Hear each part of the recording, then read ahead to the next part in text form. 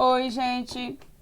Bora, né, galera? Mais um semestre na nossa educação remota e à distância, mas vamos lá, né? Vamos tentar fazer o nosso melhor, que o conhecimento não pode parar, não. E aí, gente, o assunto que a gente vai começar agora é ligações químicas, né? Sobre ligações químicas, vocês vão observar que na natureza existem muitas substâncias que são ligações entre átomos, combinações entre átomos. Agora, como é que acontece essa combinação entre átomos? Esse é o nosso assunto da aula de hoje, né? Por que que os átomos se ligam? Quais átomos se ligam? Quantos átomos precisam se ligar? Tá? Esse é o assunto que a gente vai discutir da agora para frente, tá? Então, o conteúdo aí, ligações químicas.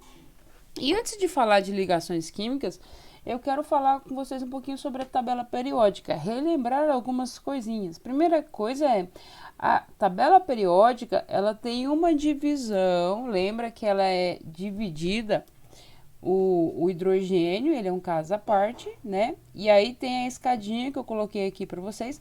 Abaixo da escadinha, toda essa parte de amarelo, vermelho, verde, azul, né? Com exceção do hidrogênio, tudo que está à esquerda da escadinha aí eu vou chamar de metais. Metais. Acima da escadinha, com exceção à última coluna, que são os gases nobres, eu tenho os ametais.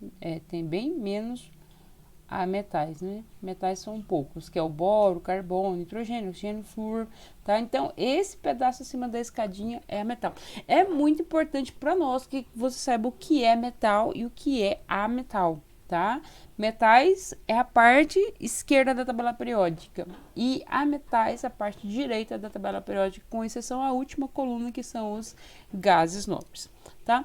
Agora, uma curiosidade aí, se você for analisar qualquer elemento da tabela periódica, você vai observar que esses elementos da natureza sempre encontram-se ligados a outros. Por exemplo, eu pego qualquer elemento aqui, sódio, né? O sódio, ele vai estar ligado no cloro, tá vendo aqui embaixo? Sódio no cloro forma o sal de cozinha. O hidrogênio ligado no nitrogênio para formar amônio, gás amônia, o NH3.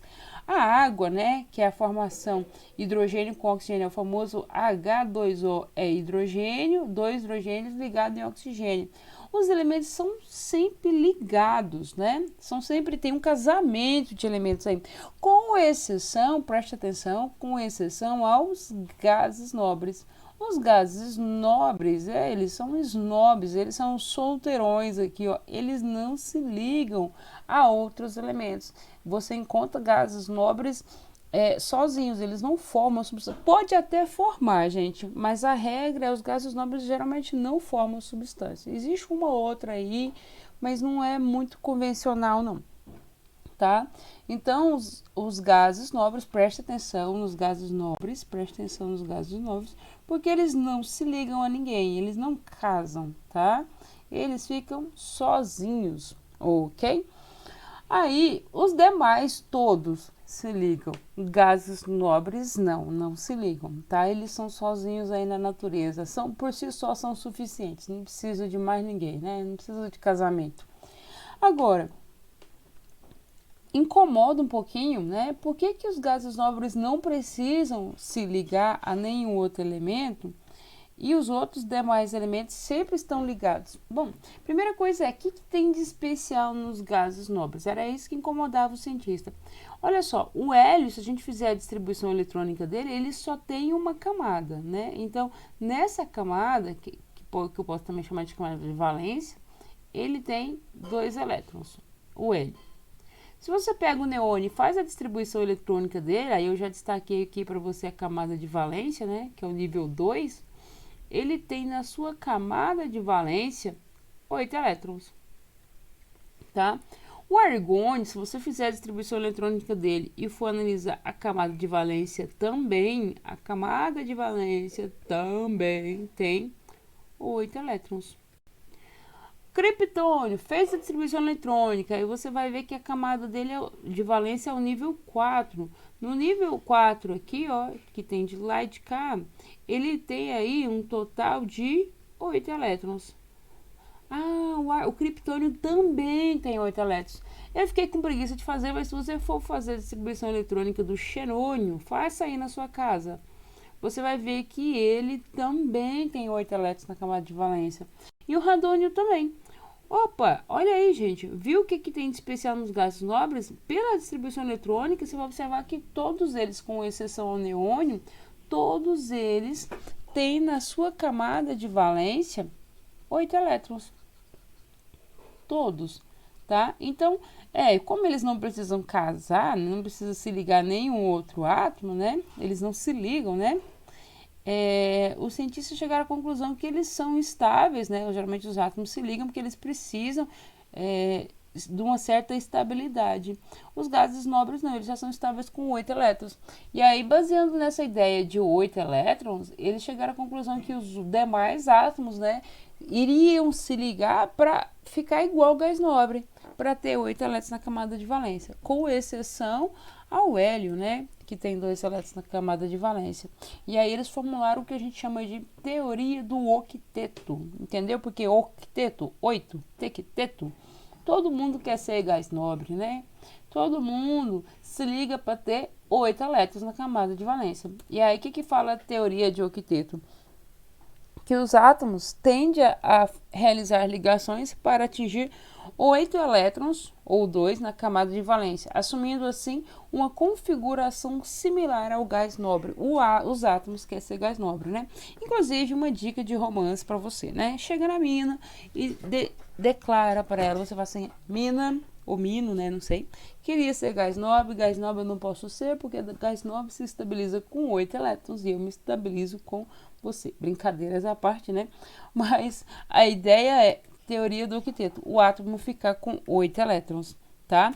Agora, tem exceções essa regra aí? Tem átomos que se estabilizam com menos ou com mais elétrons? Tem, mas por enquanto a gente não vai preocupar com as exceções, tá? A ideia é que vai ser 8.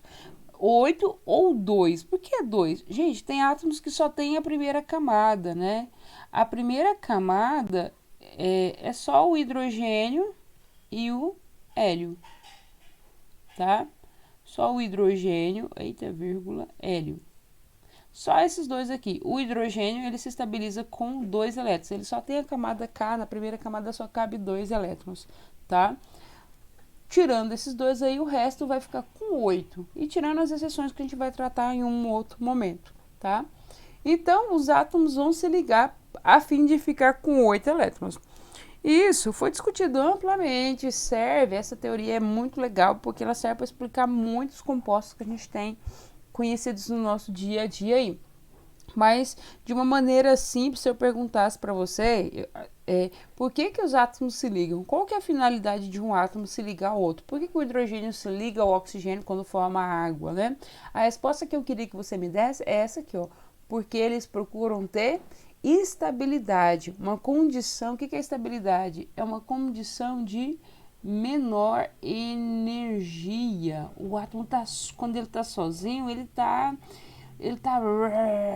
cheio de energia. Quando ele se liga a outro, ele diminui a sua energia. E isso é favorável. Todas as coisas acontecem na natureza em função de procurar uma condição de menor energia.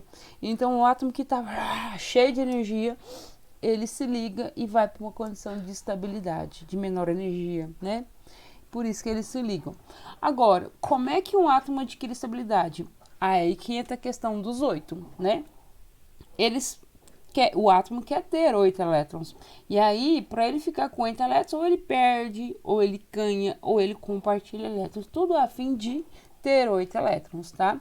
Se ele perde ou ganha elétrons, aí eu tô falando de ligação iônica, tá? Iônica, que a gente vai estudar primeiro, ligação iônica. Se ele compartilha elétrons, aí eu tô falando de ligação covalente. E depois a gente vai falar da ligação metálica também, tá? Que são os 3 tipos de ligação aí que a gente vai estudar. Bom, a princípio vamos estudar a ligação iônica. O que é uma ligação iônica? Tem átomo perdendo e átomo ganhando elétrons ao mesmo tempo aí. Ou seja, tem uma transferência de elétrons, tá? Então vamos falar de ligação iônica. Beleza? Por que que os átomos se ligam? Para ficar estáveis, uma condição de menor energia. Como é que eles se ligam? Perdendo ou ganhando ou compartilhando elétrons.